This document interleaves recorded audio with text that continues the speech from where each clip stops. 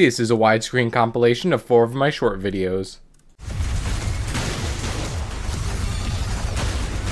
The Attractor Nailgun and Sawblade Launcher.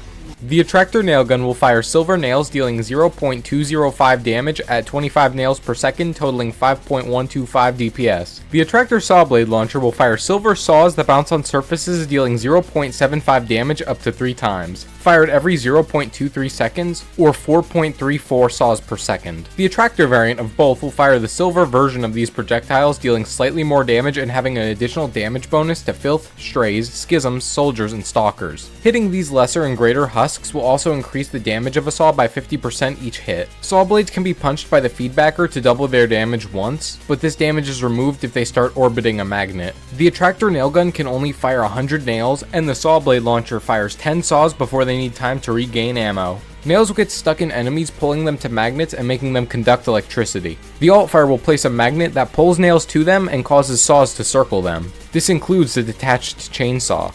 This makes them great for setting traps. It can also pull rockets, but only if attached to an enemy. Gutter tank rockets will be pulled regardless of what it's attached to. They can only hold so many nails and saws before breaking, and at max they last 12 seconds. But a broken magnet only takes 0.35 seconds to replenish, and you can have up to 3 active at a time. Magnets on the ground can be broken by hit scans and ground slams. Magnets on enemies break when they die, electricity bounces between them enough, or they run out of time. When a magnet breaks with saw blades, they will pass the center before flying off, meaning while you need to wait, all saw blades circling an enemy will hit them at once. After the magnet breaks, anything still attached will fly off. Magnets can be used to increase conduction range, damage, and the amount of conductions, even better than nails can. And in 5-2 and 5-4, magnets will cause lightning strikes.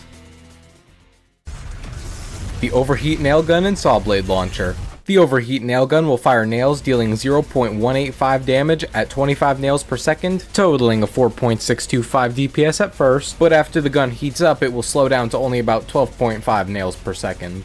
The Overheat Sawblade will fire saws that bounce on walls, dealing 0.6 damage up to 2 times, fired every 0.25 seconds or 4 saws per second at low heat, and at over 50% heat it can only hit 1 time, loses accuracy, and fires with a cooldown of 0.55 or 1.81 saws per second. The alternate fire will take the heat and use it to create flaming projectiles. This is called a heat sink. A nail gun gets 2 heat sinks. More heat makes it last longer, and this makes it fire about 60 nails per second, catching flammable enemies on fire. If the nail gun is out of heat sinks, it will fire at 8 nails per second with an 8-second cooldown per heat sink. This cooldown does not pass if the gun is being fired. The Sawblade Launcher gets only 1 heat sink, fires 1 large saw, and more heat makes it hit more times per contact. It still catches some enemies on fire, and has perfect accuracy. It deals 1 damage and hits up to 3 times per contact for 21 total hits. If the launcher is out of heat sinks, it will fire every 0.66 seconds or 1.5 saws per second at low accuracy and only 1 hit. By switching to another nailgun or Sawblade Launcher, you can transfer the heat to the Overheat. This is easier to do with the Attractor Variant because you don't require having to attach a cable for full heat. Because the nailgun slowly drains heat rather than instant loss, you can switch to another nailgun to pause the heat sink, bring the heat back up, and swap back to drain it again, letting you have as much heat sink as your other weapons will let you.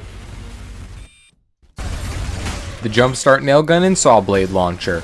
The Jumpstart Nailgun fires 0.185 damage nails at 12.5 nails per second, and the Sawblade Launcher fires 0.6 damage saws at 2 saws per second. The alternate fire will release a cable that will charge an electric shock. While there's an attached cable, the weapon's primary fire rates will double to 25 nails per second or 4 saws per second. The cable will disconnect if you get more than 20 units away, or if there's something blocking the path, though there will be a warning first. The shock deals 10 damage and takes 5 seconds to charge, but for every sawblade that hits the target, that time is reduced by half a second, and damage is increased by 0.5. Killing the enemy with the cable attached will cause it to shock instantly. After a shock, there is a 5-second cooldown, but canceling the cable by breaking it or refiring it will not require a cooldown after. If the target has nails or magnets in it, it will cause a conduction, doing more damage and hitting other enemies. If the target has nails in it, it takes an extra 2 to 6 damage depending on how many nails are in it, up to 90 nails to reach the maximum, and magnets add an additional 1 damage. If an aftershock chains to another target that also can conduct electricity, it will continue to chain, but the minimum damage is reduced to 0.5. Finally, you can switch to another weapon while the cable is attached.